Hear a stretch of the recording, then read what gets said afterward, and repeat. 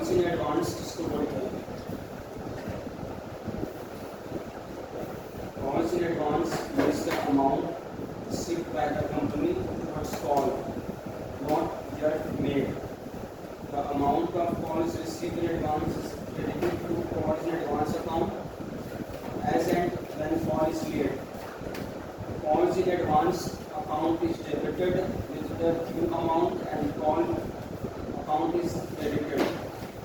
Calls in advance may be received by a company when issue price of shares is payable in installments in the following situations. Calls in advance जो है वो दो तरीक़ा से मिल सकता है company को, ठीक है।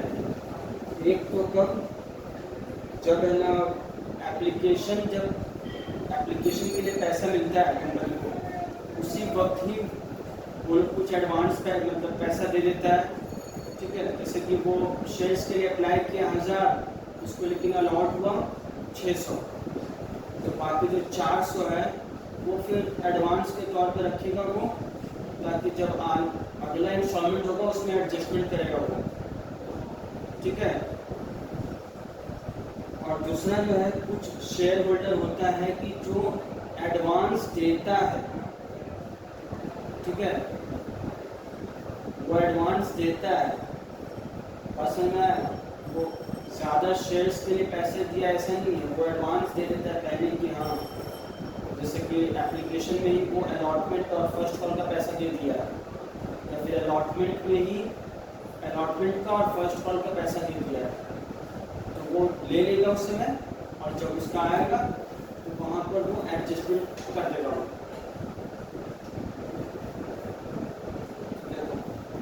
When issue is oversubscribed and excess application money is retained by the company, ठीक है, to adjust against calls। जब इशू ओवर सब्सक्राइब होगा और एक्सेस एप्लीकेशन मनी को कंपनी रख लेगा, तब उस समय जो है वो ट्रांसफ़र करेगा शेयर्स एप्लीकेशन अकाउंट डेबिट, जैसे कि कैपिटल में ट्रांसफ़र कर देने के बाद जो पैसा बचेगा वो कॉल्स इन एडवांस में अकाउंट में ट्रांसफ़र कर देगा वो।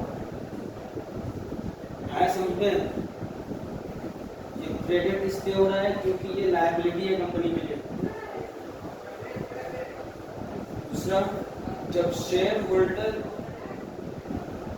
जानबूझकर अपने से वो पैसा दे रहा है एडवांस में कि हाँ झमेला दिया है ना, लेकिन हटा देंगे, तब उस समय क्योंकि वो कैश ले रहा है, bank account debit to calls in advance, ठीक है, ये एंट्री हुआ। उसके बाद जब उसका ड्यू का टाइम का एंट्री होगा, क्योंकि इसका पैसा तो मिल चुका है, तो ये यहाँ से एडजस्ट करते रहेंगे। पेमेंट का रिसीट का एंट्री होगा उस समय, सबका बैंक से होगा, इसका सिर्फ कॉल्स इन एडवांस अकाउंट में जो पैसा है उससे एडजस्ट करते रहेंगे। क्लियर हुआ? ये कॉल्स इन एडवांस में इतना ही है। अब क्या है, बैलेंस शीट में कैसे शो करना है?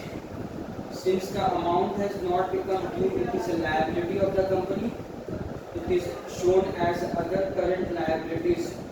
Under current liabilities is the equity and liabilities part of the balance sheet. ये current liabilities के सब heading other current liabilities में show होगा। Current liabilities heading देगा, सब heading पे other current। समझ में आ गया? तो इसमें क्या है, कंपनी पे करता है इंटरेस्ट, जितना पहले उसको मिल जाएगा पैसा।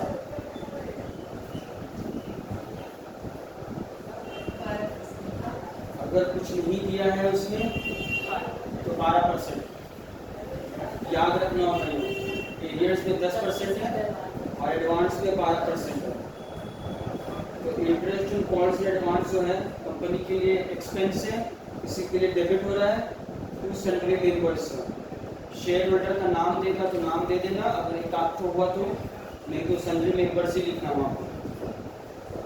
और इंटरेस्ट जब पेमेंट करेगा तब सैलरी मेंबर्स टू बैंक, ठीक है, तो इसको स्टेटमेंट ऑफ पीए में ट्रांसफर करना पड़ेगा, क्योंकि इंटरेस्ट जो कॉल्स इन एडवांस जो है ये नॉमिनल इन नेचर है। क्लियर हुआ?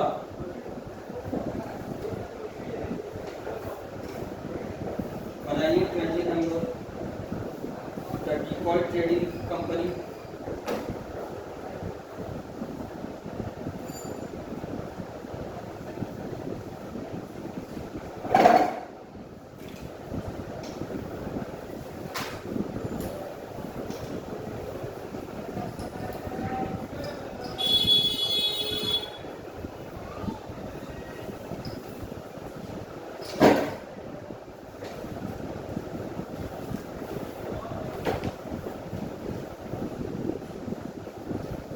सेम क्वेश्चन है लेकिन एक लाइन मिसिंग है आपकी।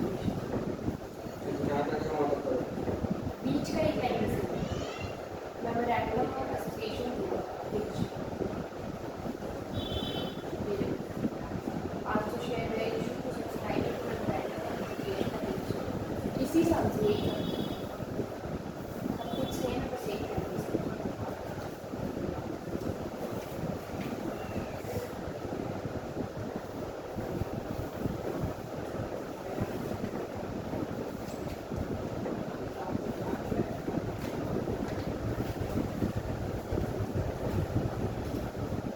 करो तो फिर।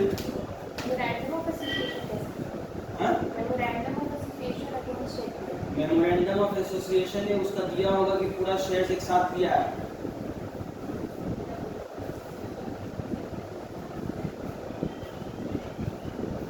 नहीं, ये अब 500 शेयर दे रहे हैं सब्सक्राइबर की मेमोरेंडम ऑफ एसोसिएशन अगेंस्ट है फिर वैसे ही 9,000 ऑपरेशन शुड लेकिन 500 का वो अलग एंट्री होगा, वो एक साथ इशू किया है लमसम में।